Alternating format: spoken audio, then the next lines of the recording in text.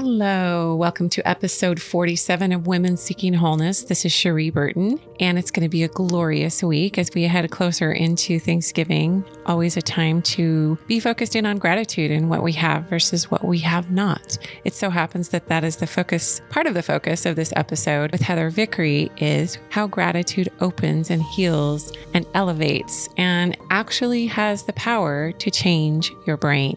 I'll introduce Heather in a minute, but I just wanted to remind you that we are in full-blown registration mode for the Stand, Speak, Shine School, a 3-month self-actualization program I'm launching for women January 6th. So go to standspeakshine.com. I will be tripling the price after this first 3-month run-through, and so you'll want to tag on to what we're creating with our first beta group.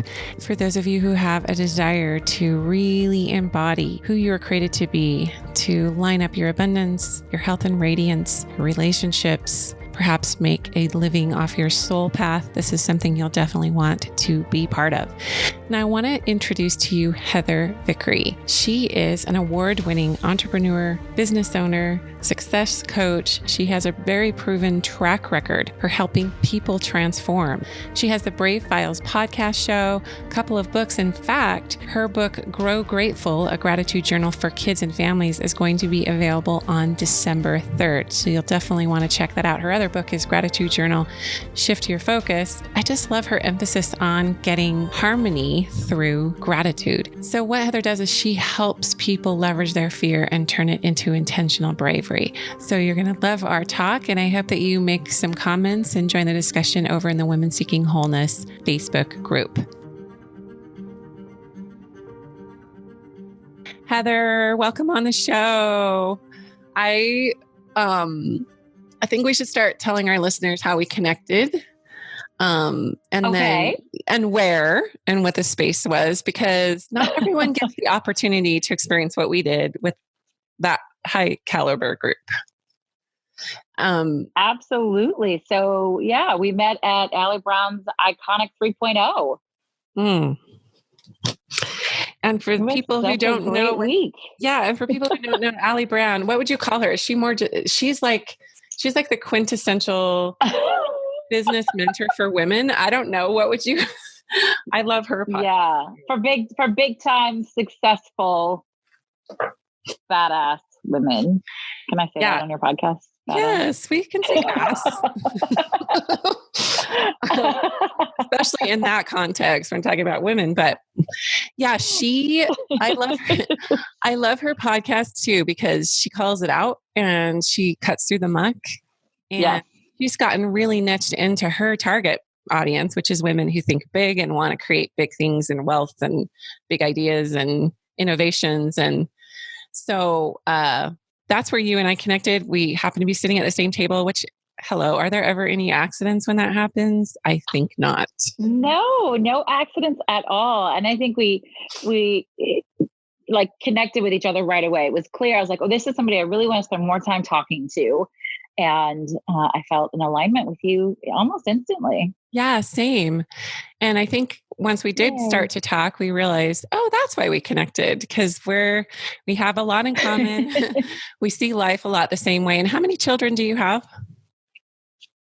I have 4, which, where I come from, I mean, I live in Chicago. I lived here for 23 years. Nobody has this many kids. So I'm a weirdo. They look at me like, they're like, you have how many kids? Like, you've lost your mind. But in the culture you were raised in, that is not weird. 4 is like, why you only have 4 kids? Like, why are you stopping there? What's wrong with you? Yeah, exactly. Yeah, I know. It's kind of funny. And it is a different cultural thing. Yeah, for sure. And I think what I loved about your approach as I just got to know you better and we started talking is that you believe a lot, like I do, about gratitude. And also we are oh my goodness. Yeah, it's massive. And the fact that you have like a whole podcast on it, I'm like, how do you not exhaust that topic? Well, the podcast is about bravery, but I have written 2 books and journals on gratitude. So, I put gratitude in the basket of ways to choose bravely. Okay. Because I think that I know when we focus on the blessings, even among the chaos and the awful, we crowd out the negative and we push ourselves into bravery. So, my whole mission is to help people leverage their fear into intentional bravery, because the goal is not to be fearless. Fearless people, I only know sociopaths and 3-year-olds who are fearless. The rest of us, we experience fear. It's a natural human emotion, and sometimes it's life-saving. We don't want to get rid of the fear. We want to use it to push us in the right direction. We want to, right? It either owns you or it empowers you, is how I feel about it. And so you can let it shut you down, or you can let it take you to the next level. Yes. And gratitude for me is part of that process. I see that.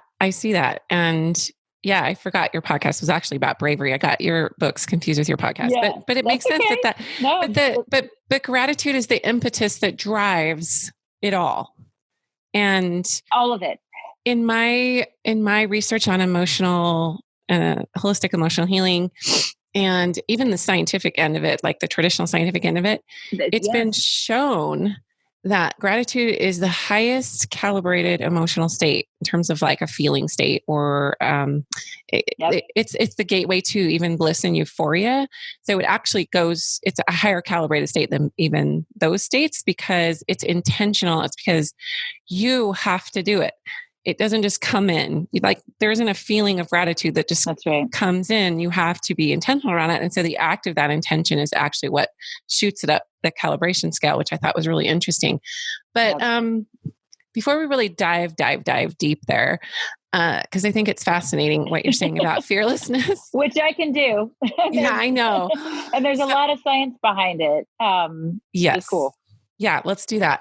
But I want to know the why around it for you. Like what drove you here? How did the universe get all this going for you so that it just became a huge passion that you felt like you had to share? Well, I love that question. Thank you for asking. Part of me has always been there on some level, since I was a little bitty child. But throughout the course of my life, we become jaded. We start to follow all the rules that are around us that we think are what we are supposed to be doing, who we are supposed to be. And I allowed myself to get small, for lack of a better term, to live small. How about that? Mm-hmm. Yeah. And I don't know that I even realized it was happening. I got married to a really nice guy because he was a really nice guy, and I was 28 and I should be getting married, and I wanted babies, and that seemed like the natural thing to do. We had 4 babies. We did not have a happy marriage. I worked a job. I owned a business. I've owned a business forever, which is part of what kept me from completely disappearing, because I wasn't the stay at home all the time and take care of my kids kind of person. That was not the best version of a mother for them, because I would have been angry all the time. I needed something that was mine and something to work towards, and adult interaction and using my brain in really, magical ways. But where the story sort of gets a little bit crazy, and I don't even know how much of this so hopefully I'm not completely shocking you right now, because we didn't really literally nothing shocks me. No, when we were together. I don't care if you told me you're a serial killer. Okay. Nothing shocks me anymore. I've been around the block with people. Well, maybe I'm not a serial killer. Maybe it won't shock you, because we have some other mutual friends that comment. I'm going to make them listen to this episode.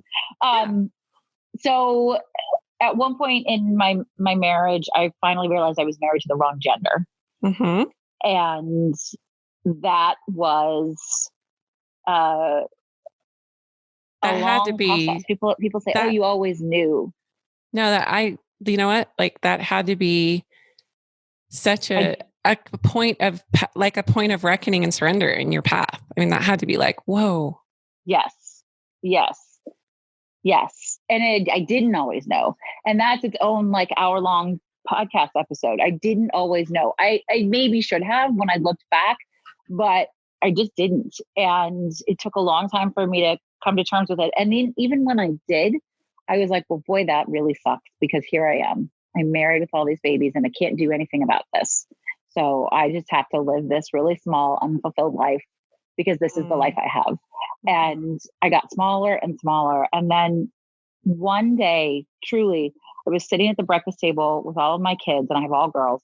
And I was looking at their little beautiful faces. And I thought, what would I tell them to do if they came to me in this same situation? What is the advice I would give them? And I knew right then it wasn't like, well, just deal with it. It wasn't suck it up. It wasn't, figure out a way to make it work. It was get the hell out of here, do what you're meant to do, live your best life because you're meant for bigger things. And something changed in me at that moment.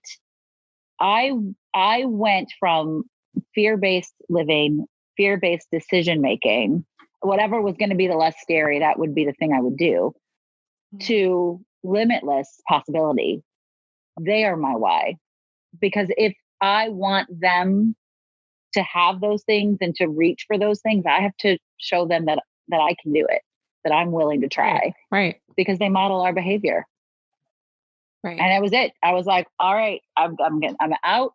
I'm going to rebuild this. And I burned it all down, Sheree. I left my business. I started a whole new business. I left my marriage. I got a new home. And also I reconnected with the version of myself that wasn't small before. So throughout those 15 years, I had lost contact with anybody that I'd been, friends with when I was younger. And I started to rediscover many of those friendships and relationships and invite people back into my life because I was no longer hiding anything from them. And that's a space of empowerment when you no longer have to hide from the true you. And my whole byline in this podcast is for women who long to feel, express, and be who they truly are. And I just know that's the deepest core level craving we have as humans, not just women, men too, of course. It's just there. And when you don't listen to that and honor it, that is where the soul sickness, depression, misery, all of that stuff. And some people would even, the haters, the haters that aren't listening to their soul voice are pointing their fingers at, that's so selfish and that's so immoral and that's so off the mark and that's so this and that. And it's like, you know what? Walk in my shoes and, live in my skin for a little bit and you may feel differently. And also I invite them not to, because I appreciate what you're saying there, but I don't need their approval. And that really is where I got to the fullest level of growth. I literally do not need anyone's approval to be my truest self in the best possible way. If you aren't game, that's fine with me. There's no room for you. Yeah, that's very well stated. I think it's detaching from the voices and opinions and perceptions of others that we really do find our true essence. And when we no longer need them to understand us, because I have that huge need of like, just get me, just get my heart, like, just see me, and I think life is starting to teach me exactly what you said, which is I don't need your authority or approval or your stamp on this. Yeah, you need to see you. You need to see you. That's really the most important thing. Absolutely. That's the most important thing. So you came to this awareness and and once awakening. You truly see you. Yeah, because even that word intimacy, I've heard. Yeah, once you truly see you. Sorry, we have a little delay, but the word intimacy is broken down to into me, I see. And it's true. Until like you said, we can really see ourselves in our own authenticity, it's impossible to have those relationships that are authentic. It really is. And you will attract naturally. There's a natural attraction to people. I have an entire course that I teach on empowerment and authenticity. And when you truly bring that to the table, you attract like flies. They can't help it. They want to be near you. They want to bask in the glow of your authenticity. And it gives other people permission to do the same thing. Love that. Basking in the glow of authenticity. Woohoo. Okay. So you went forward, you had this awakening, you realized this is who I am. You went boldly onto that path. What was the fallout like? If you don't mind me asking. Yeah, no, I mean, really the fallout, quite frankly, has not been nearly as bad as I think that it could be. It was some tough times with my mother, but those rectified themselves, within a matter of months. It's been touch and go. At first, my then husband was really quite fantastic. He didn't have a problem with me being a lesbian. He had a problem with me wanting a divorce. Oh, and interesting. So, nobody gets married to get divorced. And so, we tried hard. We did therapy. We did all the things, and I just couldn't do it. I couldn't make it happen. For all those reasons we previously mentioned. So there were times where there's times when he's been incredibly supportive. There have been times when he's been incredibly cruel. And I don't blame him for any of those. I changed the game. I changed the rules.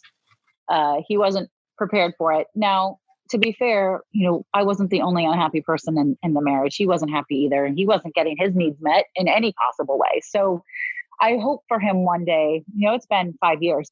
I hope for him one day to find true love and to trust himself.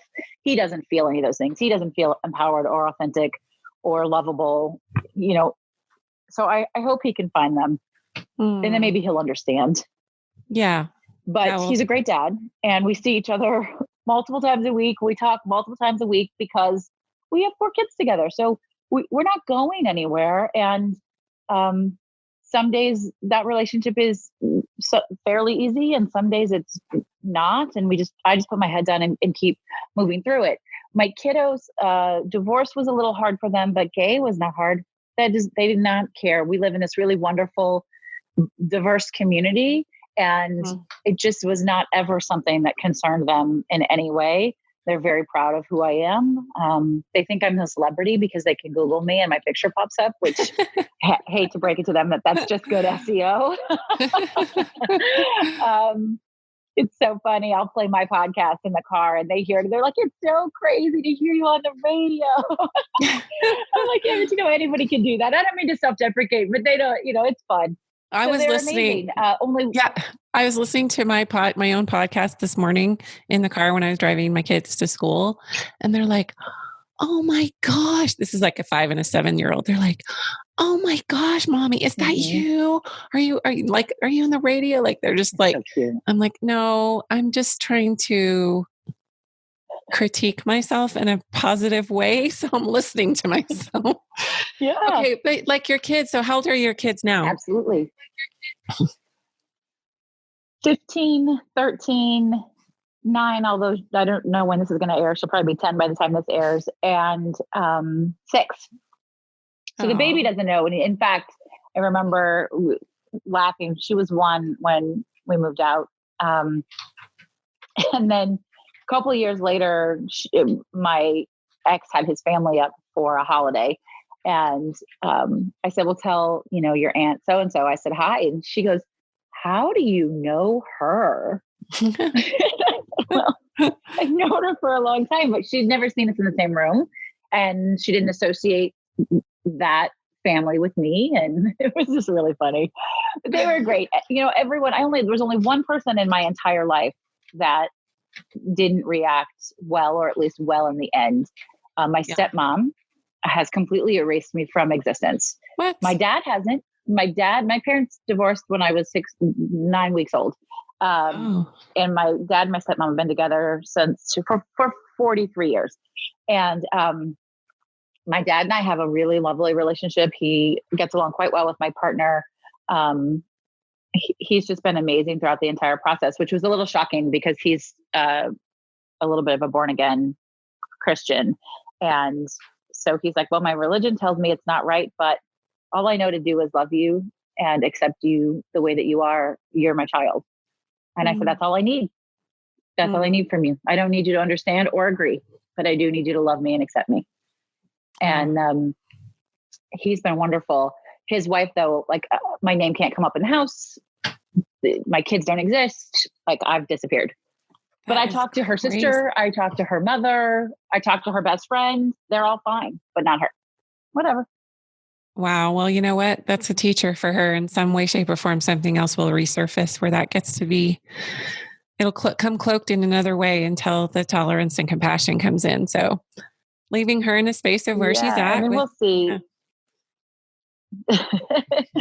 Yeah. I'm starting to worry about it as my dad ages. His health is not phenomenal. And I start to think about things like, will I be allowed to be near him when he's ill? Will I be it's very morbid and I don't spend a lot of time thinking about it, but I don't want to be excluded from any of those moments. And I do worry a little bit about it and how much do I want to push and how do I want to go about it? That's a whole different topic, but yeah, it's on my mind lately. Yeah. I love when people trigger us and we trigger them, because really it's not about you that's happening for her. It's something in her that's happening for her. Absolutely. So you walk this path of bravery. Totally about her. Yeah. So you're walking this path of bravery and answering the call of who you are. And then fallout happens, because that's a rite of passage also when people step into their authenticity. Yep. And so what was the bridge that took you from what was your life mission path or career or background or education that put you into the space of doing now podcasts and writing and coaching and all of that? Well, so the business that I'd owned prior was an event and wedding planning business. I always joke, I'm a lifelong entrepreneur. I discovered right out of college, I had several jobs out of college, all of them in the events and in either public events or nonprofit events arena. And I discovered very quickly that while I worked incredibly well with people, I didn't work very well for people. I like to be in control.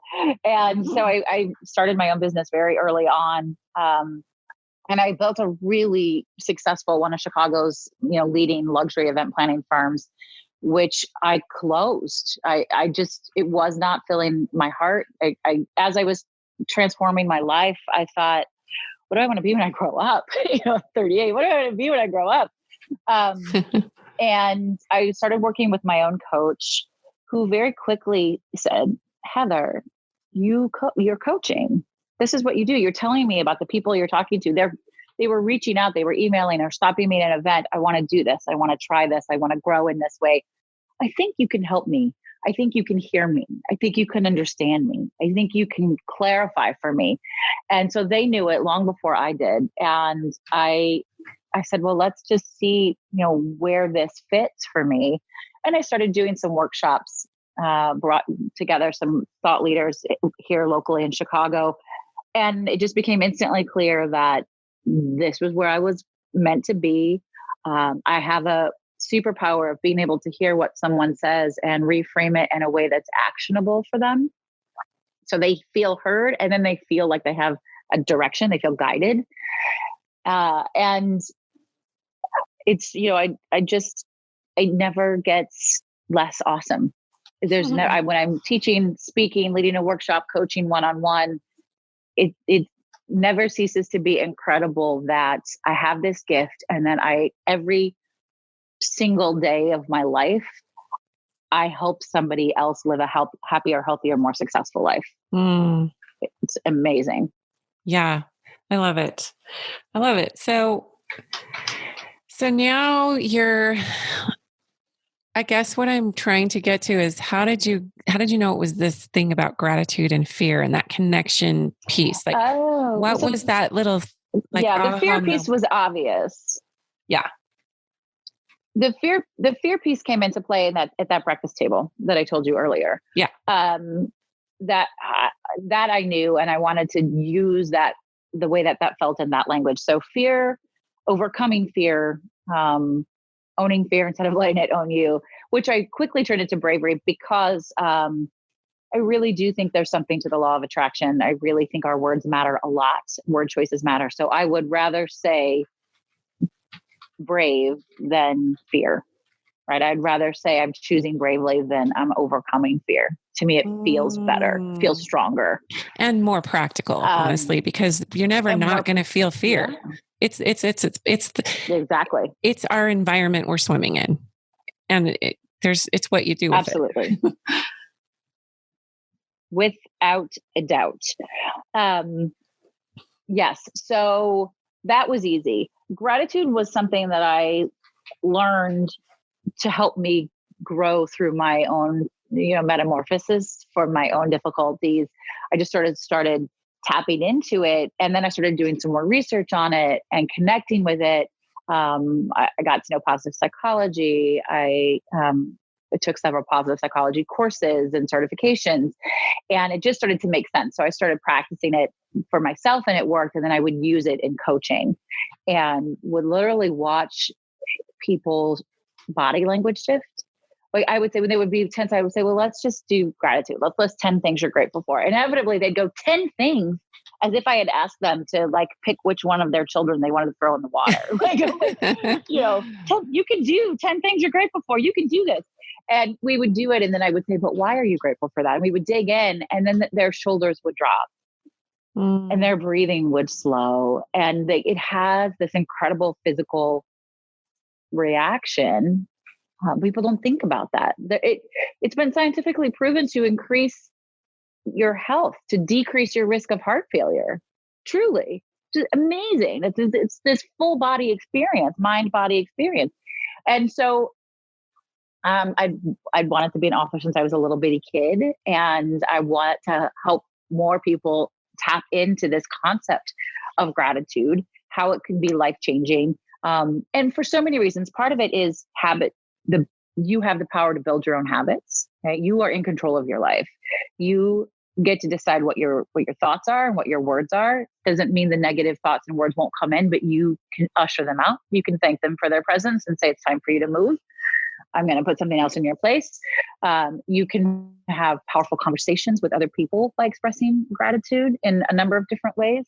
And I just really knew I wanted to get this message out. So my first book on gratitude, it was, there's a very short book, about 20 pages, and then it's a 180-day journal that's guided. And it was geared towards working professionals. I have quotes throughout because I love quotes. They speak to me. So of famous folks, and then also industry thought leaders, entrepreneurial thought leaders. And then as soon as it hit the shelves, I had people coming to me consistently saying, I want to do this with my kids. Will this book work with my kids? I said, yes, but it's really designed for adults. And finally, I decided to write the one for kids. And it's been this amazing experience because in order to do it, I knew I needed to change the written content a little. And I wanted to continue quotes, but I wanted to quote kids instead of adults. That seemed appropriate. So I talked to a bunch of parents and I asked them to have conversations with their kids about what they thought gratitude meant, how it made them feel, how they expressed it. And I got all this awesome feedback. One young woman said, well, feeling grateful and expressing gratitude are two different things, which of course they are. One's internal and one's external. And so it prompted me to add a new question to the journal. So now it includes, how did you express gratitude today? Which is, we spend so much time thinking about what we feel grateful for. How are we sharing that? Which I think is important. And the response has just been incredible. So it's so exciting to see parents carving out intentional time to teach kids habit building and that they have more control over their happiness and well-being than they could ever possibly imagine. And it serves kind of as a keepsake of conversations and moments for older kids. And it really is changing family dynamics. And it's just such an honor to be a guide through that process for people. So to answer your question to Bridget, I learned it. I practiced it for myself and it worked. And then I used it on my clients. And I thought, this is something every family needs. And I just put it out there. Well, that alone is brave. So You're like leveraging your everything. So I just love this idea of like fear being an engine, like the energy of it being this engine that sort of propels you into bravery. Because if you think about it, the word bravery means working with fear. It means to some degree overcoming the fear. I once heard a quote, and I can't remember, but it was my sister Tanya and she's a coach too, but she said that curiosity is what overrides fear. And when you get more and more and more curious, it's like the fear just kind of goes to the background. And so I wonder about the link between curiosity and bravery, because in my culture, and I know in many other subcultures and, groups, it's kind of like, don't get too curious, because if you get too curious, you'll go down the wrong road and you'll learn stuff you shouldn't, and you'll get deceived by Satan or whatever, or you'll learn too much. Do you see that link between maybe the curiosity factor and just exploring that curiosity and letting it work for you so that you can? I mean, I love curiosity. Yeah, I think curiosity is key and important. I don't know that I would completely agree that curiosity is what overcomes fear. But I like it as an idea that you could go do it. Does this have to be acceptable to me? And I think curiosity is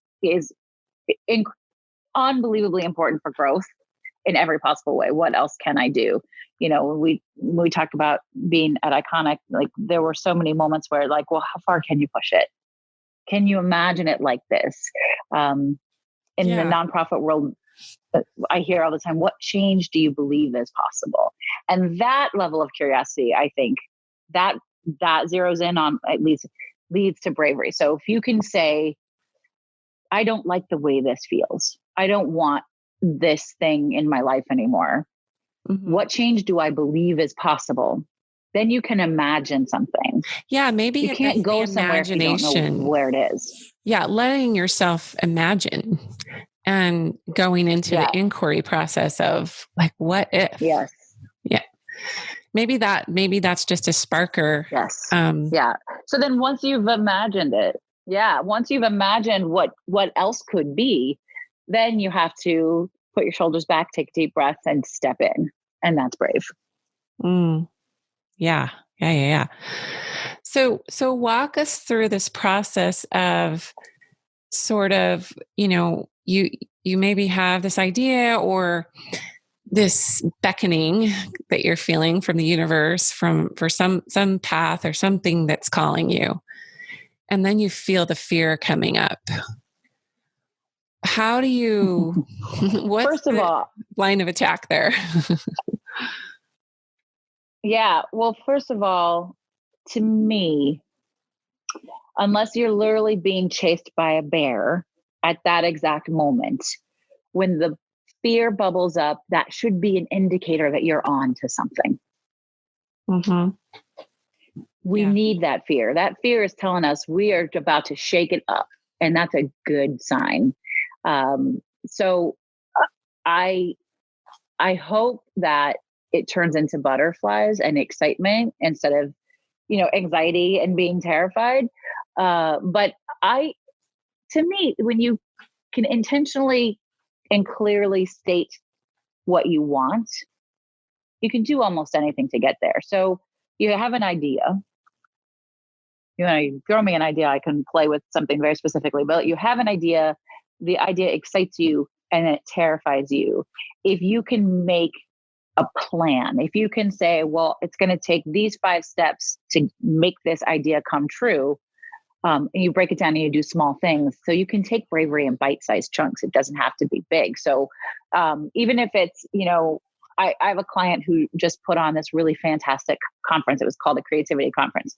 And when we first started working together, she said, I kind of have this silly vision of getting a bunch of creative thought leaders together and having an event where everyone can figure out how to use different forms of creativity to be more successful in life. And I said, well, why don't you plan it? She goes, oh, it's just an idea, And then it was like, well, but you could plan it. She goes, oh, no, that's too scary, right? So we start to break down, well, what could it look like? How long would it be? how many sessions would you have? And we start to build it. And then she's like, maybe I can do it. Right. So you just sort of have to take little bits and pieces of it and do the one thing and then do the next thing. And progress isn't linear. It's going to move. It's not, going to just chart straight up and sort of step into each moment. If we focus on just the big thing, like just the end goal, I think we often just don't go. Yeah. You go, you screw. I'm just going to go on Netflix. Like, let me scroll through Facebook. Right. You're just all done. So make it intentional, bite-sized pieces, and make it intentional. And I cannot tell you how many people I meet as a coach. And I'm sure that the reason they hire you as a coach, because they're like, I'm kind of feeling stuck here. I don't know what I have this vision. I'm trying to develop it in my mind's eye. I know what I want. I just don't know how to get there. I don't know the steps. And honestly, I don't know if you feel this way, but I don't know their steps. I don't completely know. It doesn't matter. Like if their step was to become an Olympic, athlete or something, like I don't know that, but I do know the universal like commitment to that, consistency, holding the vision in your mind's eye, those universal pieces to it. But I can't tell you how many people don't have a plan. They know what they want. They know what they don't want also maybe, but then it's like, I think what separates successful people from non. Yeah. Like, well, but I do think that when everyone has their own definition of success, but for my intents and purposes now, I'll just say success in the domain of say business. Okay. Cause I do a lot of business mentoring. So I have a woman who comes to me, she's got a family and maybe you can help me coach her too. Cause we all have this archetypal person, we have this like avatar person that we're working with. And they're like, okay, I want to be here in 1 year. I want to be making this amount of money and I want to whatever. And it's like, okay, well, let's go. That's quantifiable. You want to make this money. Let's work backwards from that. And what are the steps that you need to take today, in a week, in a year, in a month, whatever. And so what's crazy is the shutdown happens when they get the steps. Okay, they now know the actual steps, but it's the consistency in that.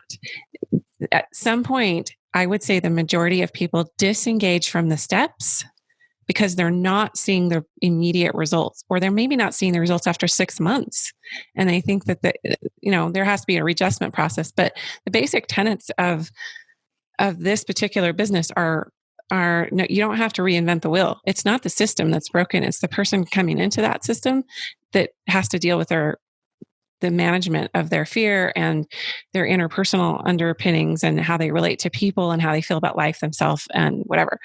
So for when you're working with people in your transformational coaching, when people they know the steps now, they've broken down, okay, here's where I want to be in a year. Say I want to be at this income with my business. And everything's been quantified and everything's been broken down into, daily, weekly, monthly steps. Where do you think the disengagement starts to take place? Where do you think the disconnect happens? Even though people have a total roadmap, they totally know the plan. What happens? Yeah, but I sort of go at it from a different perspective. We do start big. This is where I want to end. These are all the things that need to happen.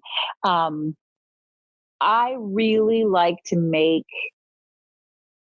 easy, achievable, short-term commitments. I like my clients to make them.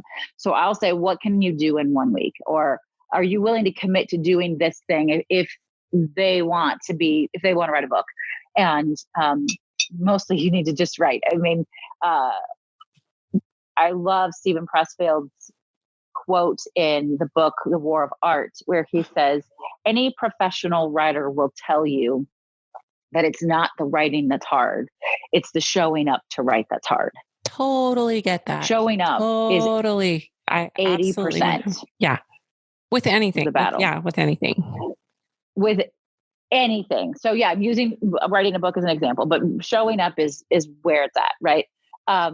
So then I'll say to them, can you commit for this 1 week between this call and the next one that you tell me what time? Is it 9 a.m? Is it 5 at night? You tell me what time, but at whatever design time, you will spend 1 hour writing. And you're committing to me and I'm holding you accountable. And just for 1 week, will you do it? And they go, oh, 1 week, sure, I can do it. But if we talk about doing that, for 6 months until you've completed a manuscript, that's terrifying. But 1 week we can do. And at the end of that week, I'll say, how'd it go? Well, it was good. It was hard, but it was good. Would you like to continue it? Yes, I think I'd like to do 1 more week. I always tell people, keep your commitments really small. Get through them. Sometimes it's, can you do it for 1 day? I'll have clients text me. I did this today. Do you want to do it tomorrow? Yes. Okay, great. Sometimes they can do a week, right? It sort of just depends on the client and it depends on the task. Keep them small and then constantly reassessing. So people do fall off. They do. And I don't always think that's bad. Even for myself, I know what works and I don't always follow through. And then shit completely breaks. And I go, oh, that's why I have that system. That's why I do that way. Now I'm going to go back to doing that. And I know I'm going to feel better. So it's not always awful, I think, to fall off because it reminds you why you're doing it. But if you can make short-term commitments, find yourself successful. That's part of the reason long-term commitments don't work is because you don't always follow through and then you just feel bad. You feel worse than you did when you started. So if you make them achievable, you feel good. You can celebrate that. You intentionally decide to do it again, and then you begin to build a habit.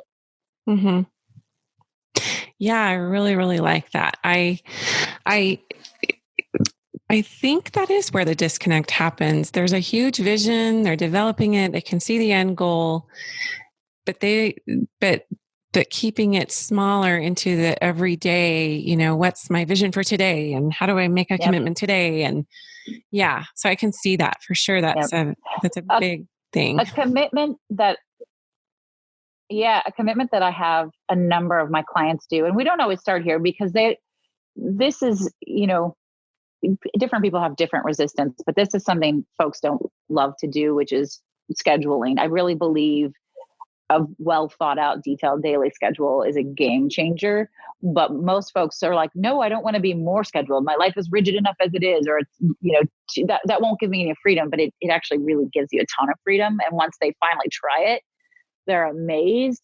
But I'll often say, can you just for 1 week, before you close shop for the day, before you put your computer down for the day, make a plan for the next day so that when you sit down at your desk, you know where to start. Because half the battle is, oh my God, there's so much to do. What am I going to do first? And you don't do anything or you screw around, right? So I'll say, just write out tomorrow's plan, the last 5 minutes of your workday. Your mind is clear. You feel like you've been successful. You can disengage and enjoy your personal life for the evening, and you have some place to start when you come back. I love that. Yeah. And as a writer, I've been working on the same book for 10 years and let me know if I can help you with that, Julie. I think you can. And it's so funny because I'm under contract with Balboa Press to write it. And even being under contract, I thought that would be a huge thing. Well, they're a self-publishing arm of Hay House. So hopefully Hay House picks it up. That's my bigger goal, vision, or at least what I think needs to be my vision. Maybe that will evolve or be different. But I find that exactly what you're saying with Stephen Pressfield's War of Art, that's actually one of my very, very favorite books on self-development. Oh, good. Yeah, it's a great one. Is that half the battle is just doing it. And Jim Rohn talks about this: doing isn't difficult, deciding is. And I think we get deciding to do it. Yeah. Yep, just deciding to do it and being committed to show up. For me, when people ask me about my own success, and maybe my version of success is different than theirs, but I look at success familially. I look at success of how I'm showing up in my home, how I'm showing up in my community, I'm showing up in the world. Lots of ways. Yeah. I just tell people I show up. That's what I do. I just do it.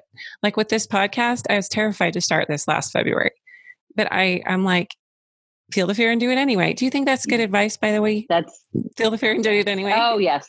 Yeah, I agree. I think it's great. I have a t-shirt that says feel the fear and do it, or do it. And I have one that says do it scared.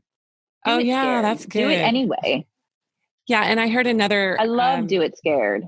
Do it scared is great. And I look at like those talent shows on TV, like America's Got Talent and The Voice and all of those. you can totally see the fear in their eyes and their countenance when they're performing. Yeah. But it's like so inspiring because they're doing it. They're on TV sharing their gifts and expressing who they are. It doesn't matter what it is. If you don't do it, nothing's ever going to happen. Yeah. Yeah. I like Marie Forleo. She's a business coach. She talks about, she's great. She said, start before you're ready, which I really like that too. I think that's true. And that is a terrifying feeling. I don't know how, I don't know what, but my own coach used to always say, there's no such thing as I don't know how. You either want to, or you don't want to. If you want to, you figure out how.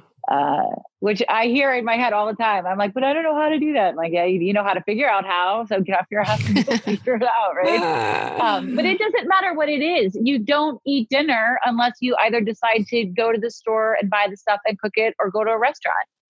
Yeah. You have to do it. You have to do the thing. If you don't do the thing, nothing happens. It doesn't matter what it is. And further, like we broke down earlier, if they don't know the thing to do, they can't do that either. Like they don't know the bite-sized small commitment. If they don't know that, they're totally screwed too, because like it's like, I want this. I want to be financially free. I want to have influence. Do you know how the people that did that do that? Do you know this is why mentors become so key, because you find a mentor in the field of which you're aspiring to, and you hitch to their wagon and you see what they do every day, every week. Absolutely. Every year. Okay. Absolutely. So tell us, because I know one of your other genius superpowers is helping women balance and find harmony. I hate the word balance. We're going to use it, and you use the word harmony, but how do you balance as a mom and this, with all this tenacity and all of this work that you feel to do in the world? How do you balance the home life with that? Sorry. How do you find harmony? Really? Balance. Harmony. It's okay. Well, first of all, I don't hate the word balance, but I like to challenge its definition. Balance isn't the scales of justice. It's not going to be 50% this, 50% that. It moves depending on where you are in your life and what you need to be focusing on. And once you can acknowledge that, and that's okay, then you're in flux. So to me, you feel you're balanced if at the end of the day, the week, the month, the year, you feel balanced. It doesn't matter how you were splitting up your time. How do you feel? So that's why we use harmony, because it feels harmonious. But balance is not a dirty word in my mind, as long as you change the definition for it. But I achieve it by having really clear and really firm boundaries, both with myself, with my loved ones, with my clients. I know what my work hours are. When I'm with my kids, I am 100% with my kids. Okay. So, I believe that boundaries are the key to guilt-free freedom. And then the answer to pretty much all of our problems. Something hurts you, something makes you feel uncomfortable, makes you feel sad. What kind of boundary can you set? How do you communicate it? And how do you stick to it?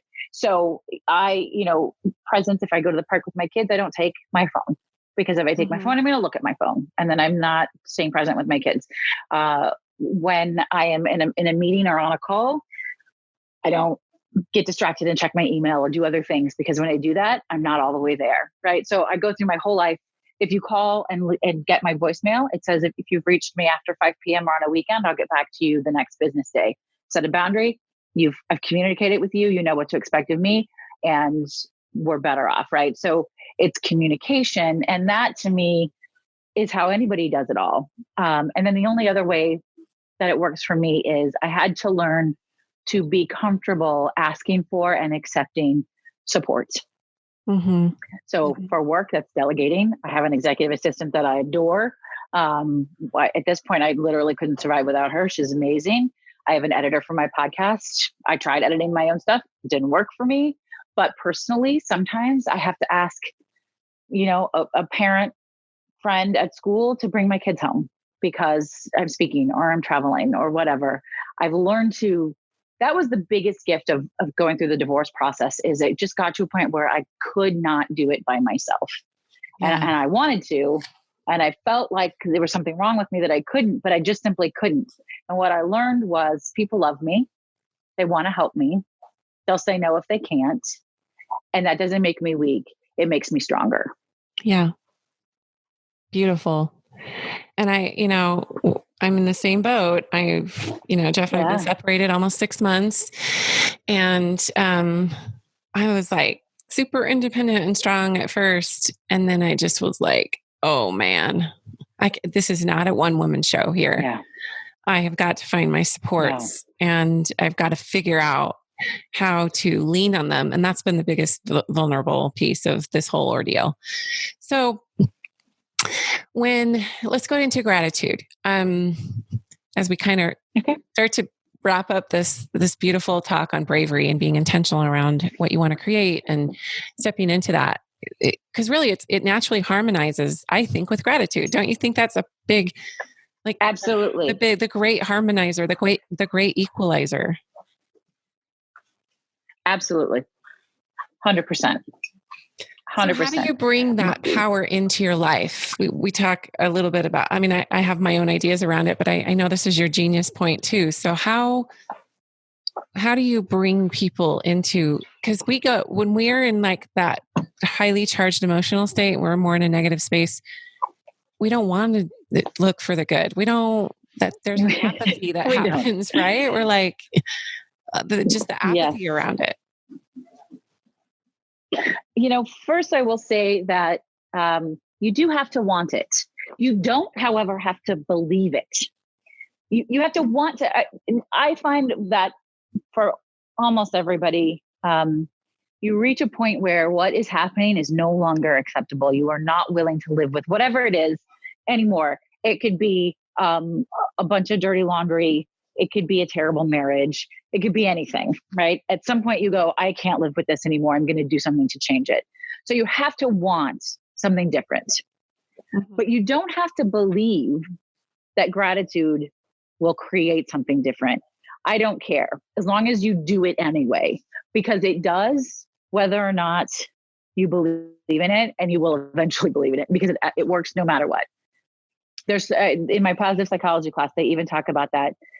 Even if you begrudgingly list out 3 things every night that went well and why that you're grateful for, you will discover, if you do it every night for 3 weeks, that you are happier, period.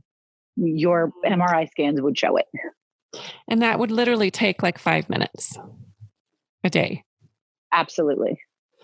So I invite people to start really easily. My journal is a great tool for that, but you could do it. I like my journal because it's guided and because there are 180 daily unique prompts to make you think about things that you wouldn't normally think of. So for example, what body part are you most grateful for? Or what smell are you most grateful for? Things that we don't stop to recognize. And I've gotten to a point in my life where when I feel extra stressed, I can stop and I can say, let me find 5 things that I can see or smell or feel right now to be grateful for, which will snap me out of a negative mood. And it really does help, but I've built on it. I've made it flows in and out of my day consistently. So start with the easy things and just hold yourself to it. Do 1 week at a time, whether you use a journal like mine, or you type it up on your computer, or you are in a gratitude group on Facebook. It doesn't matter. You could text your buddies, you could say, let's hold each other accountable for gratitude, and I'll send you mine at the end of the day and you send me yours, whatever it is, it doesn't matter. Do it every day for a week and then say, did it work? Do I want to do it again? And be intentional. There's a lot of magic in intentionality versus just haphazardly doing things. Know why you're doing something. Yeah. Yeah. Because, that's going to give you more fuel with that desire. With the gratitude part. So you love having a daily gratitude practice, 3 things that work well and why. I love that. Super easy and digestible 3 things. I think if we do more than 3 steps, the brain goes into overload anyway. And that makes the space. I tend to do 5, but again, it's a process. Yeah. Yeah. You're more wired like me because you love the daily structure and the mapping out the whole day. And I find a lot of people resist. They go into complete shutdown resistance mode around structure. I think Yes, but when they come to the structure side, they get to dance the dance of freedom. So yeah, and then they're converted, right? Like, woo! Exactly. Where was I? Why did I not? Yeah. Yeah. So when you, I love what we were talking about earlier, just with how we bask, that others can bask in the glow of our authenticity as we allow ourselves to just source all this gratitude, and then we show up in bravery, and then our life naturally starts to harmonize. Any last thoughts around any maybe power things you could say that you've seen or that have really been miraculous overtures, if you will, of how this process works with yourself or those you've worked with?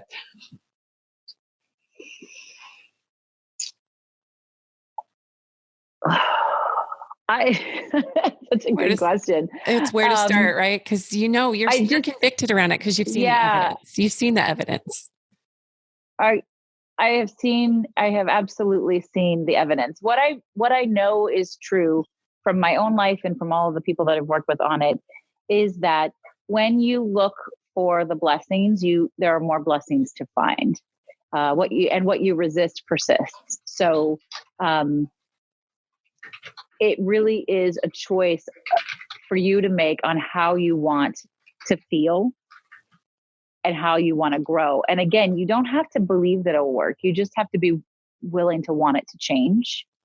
As far as big stories, my favorite, but it's a story about intentionality. And she used the word gratitude for sure. I saw Oprah speak last March, and she tells this story of one of the very first episodes she ever did of her talk show was with leaders of the KKK. And she thought, I'm going to have them on the show and I'm going to just show them for who they are and it's going to be great. And she said, about halfway through the show, I realized they were using me and they were getting a lot more out of it than I was.